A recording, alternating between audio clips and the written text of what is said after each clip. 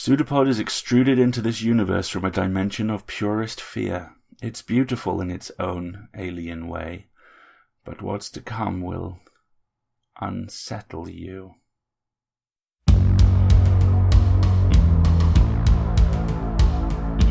PseudoPod, episode 619, October 31st, 2018. This week's story, The Ghost Guide's Tale by Ian Stewart, and The Halloween Parade by Alasdair Stuart. Lead me to a lonely place, dressed for opening time. Show me bleeding where my love burns you breathing fire. Hello everyone, welcome to PseudoPod, the weekly horror podcast. I'm Alasdair, your host, and this week's story comes to us from someone who is rather familiar to me. Ian Stewart is a writer-performer living in York. He's done work for the BBC and Manx Radio, as well as audiobooks, historical guides and promotional videos. He is also a storyteller guide for ghosttrail.co.uk, taking tourists around the city and telling them some of its darkest secrets. You can read more about his poetry and his dog, Digby, on his blog. The link will be in the show notes. And if you wish to contact Ian about voiceover work of any kind, you can get in touch with him on Twitter at YorkWriter99. His debut poetry anthology, Quantum Theory for Cats, is also now available, and again, we will make sure the link is in the notes for you. His greatest boast is that he is the father of a famous son. Oh wait, that's me! Great! Anyway, without further ado, the Stewart boys have a story for you, and we promise you it's true.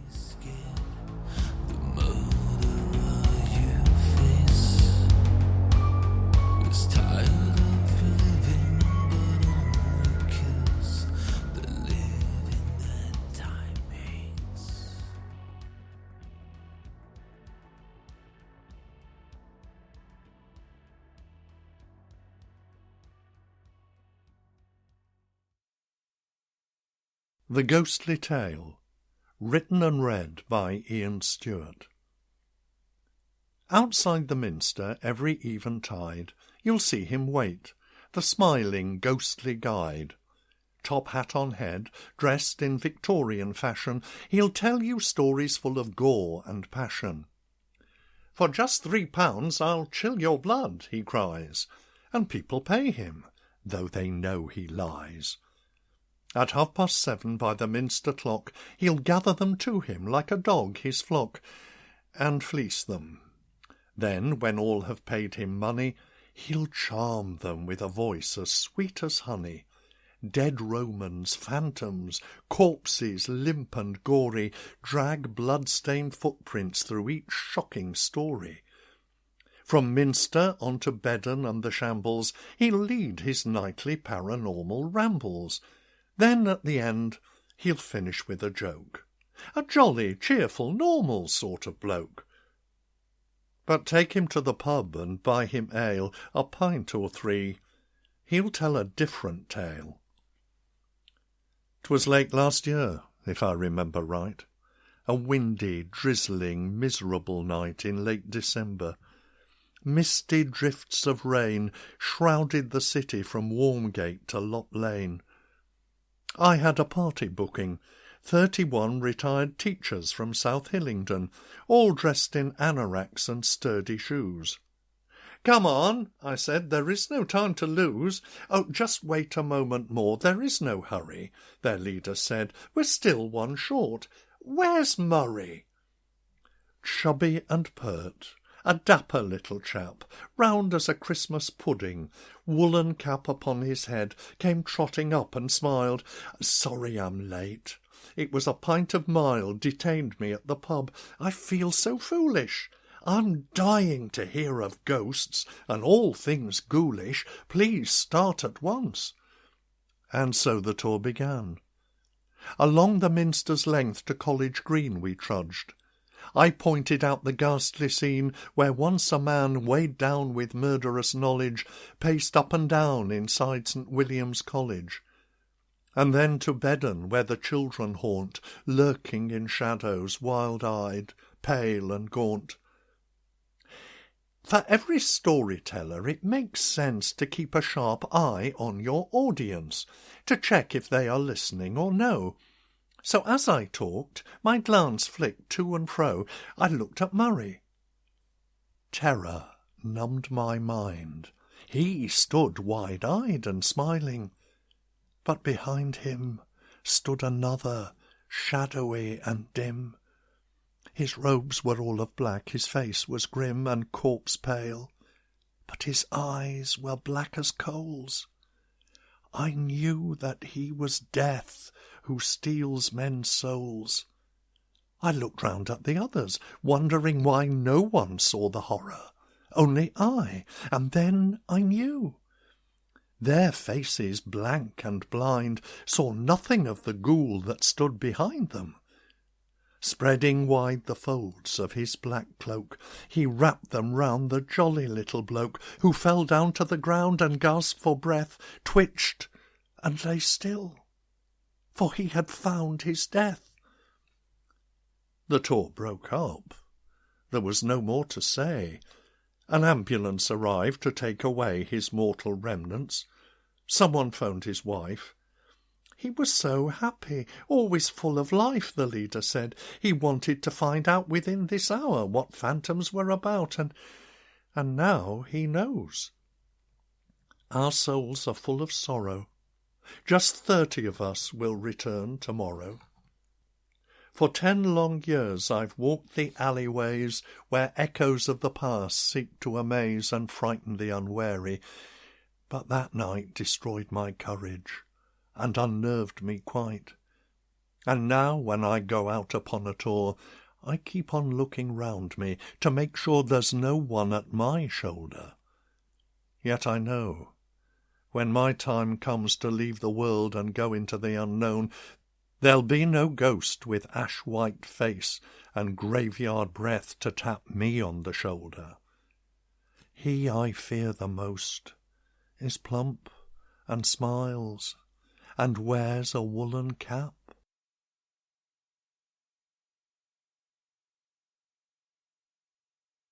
You weren't expecting the news vans that open the parade, but you can't say you're surprised to see them.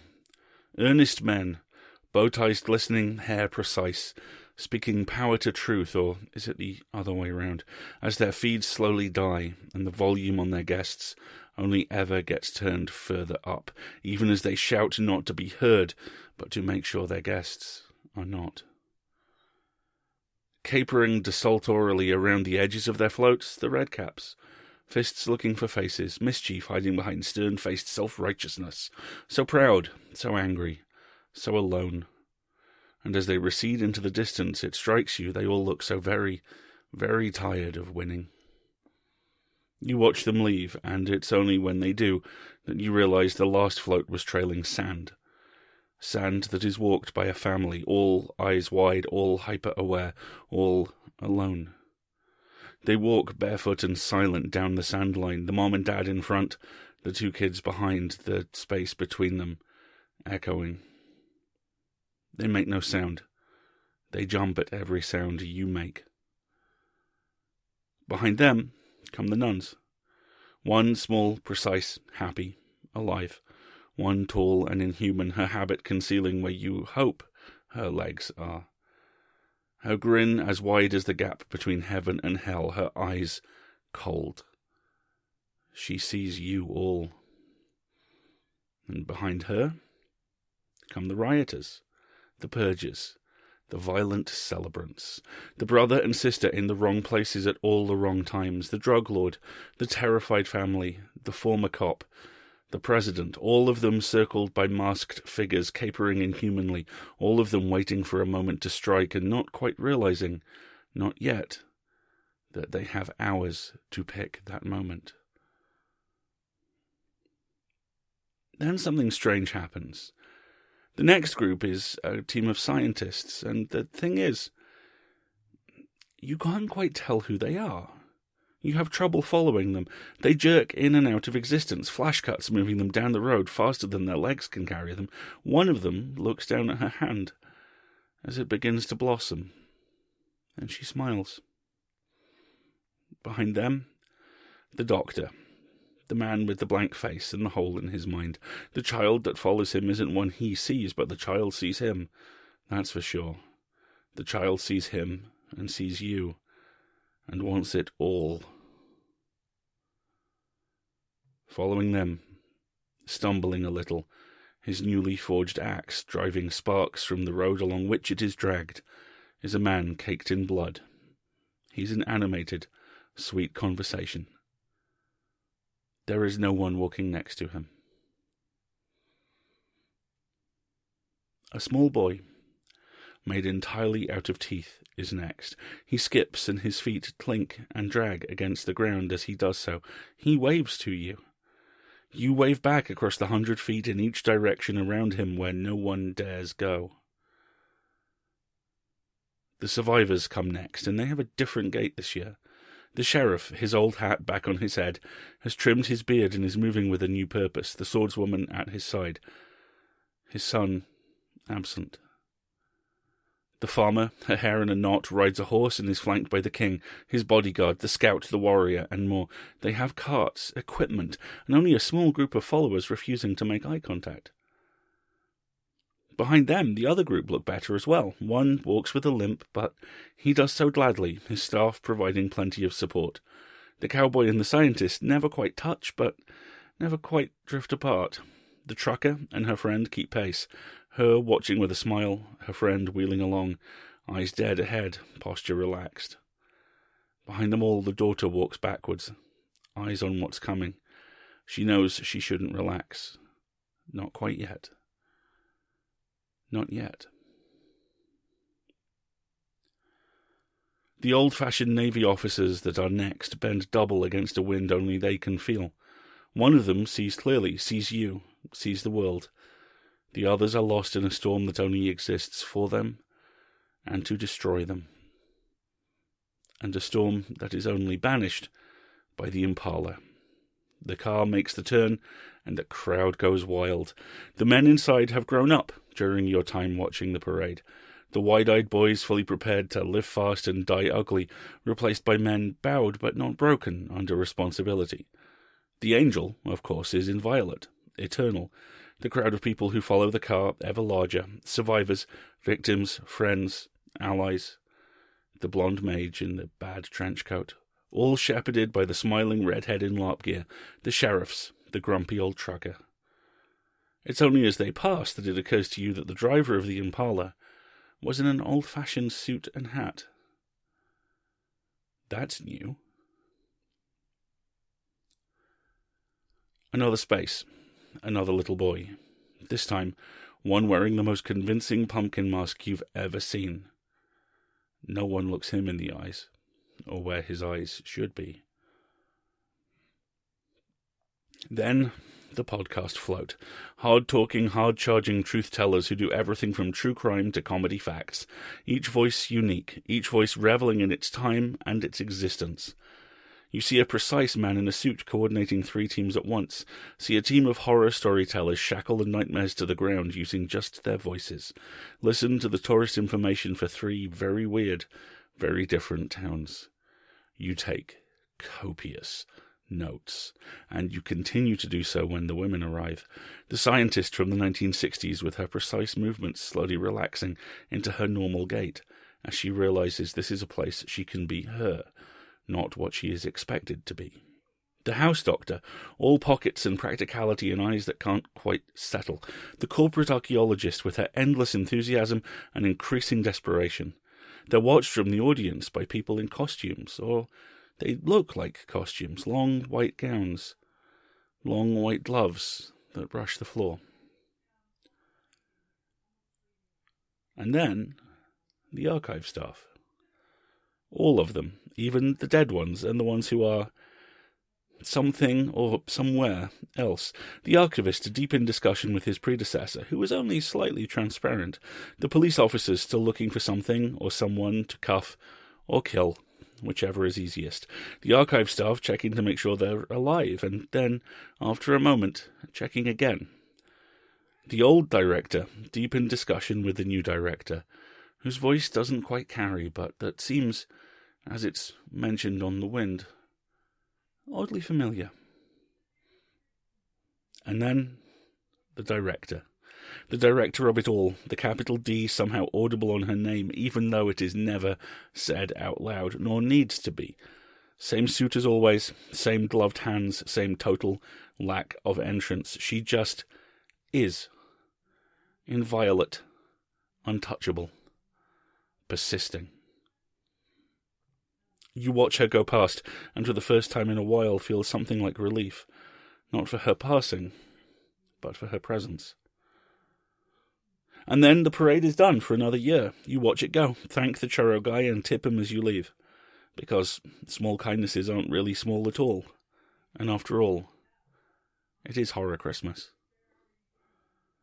Happy Halloween, everyone, from everyone at PseudoPod Towers to every single one of our listeners. Thank you for helping us to do what we do. We promise you more true stories starting next week.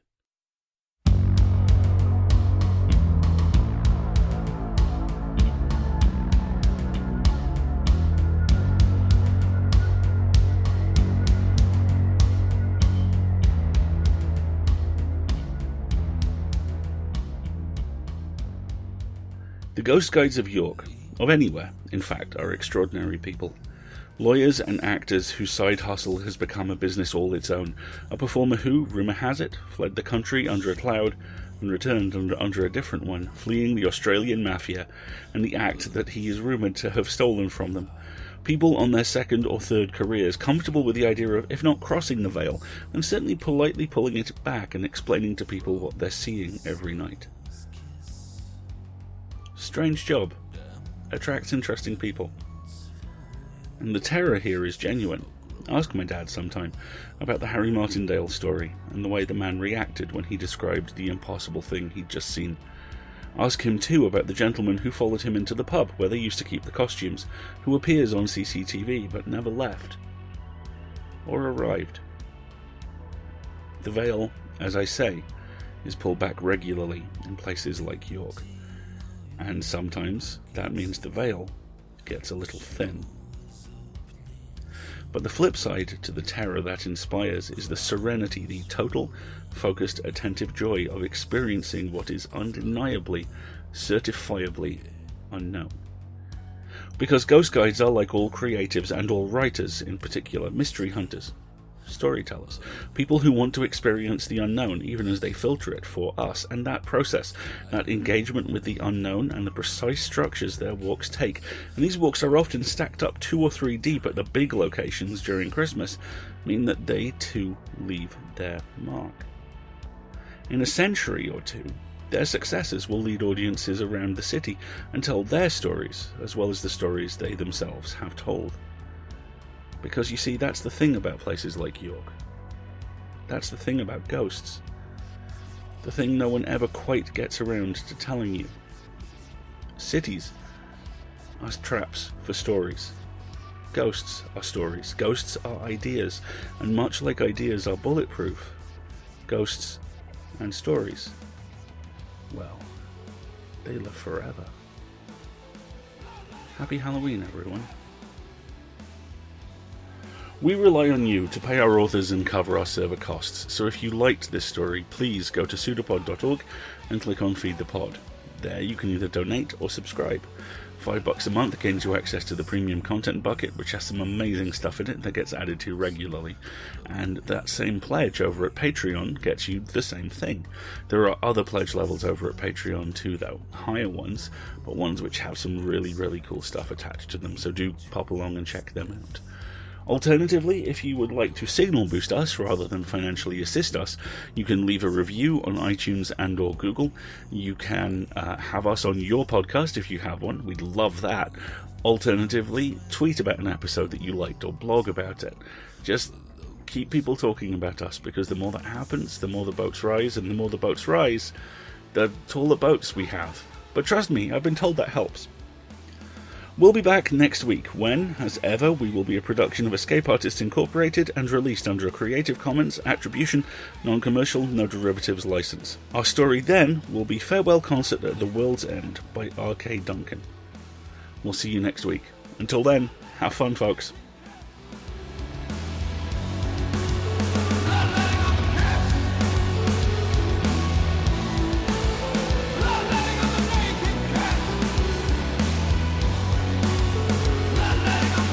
It's a pseudopod. It's a big foot. It's all about podcasts these days.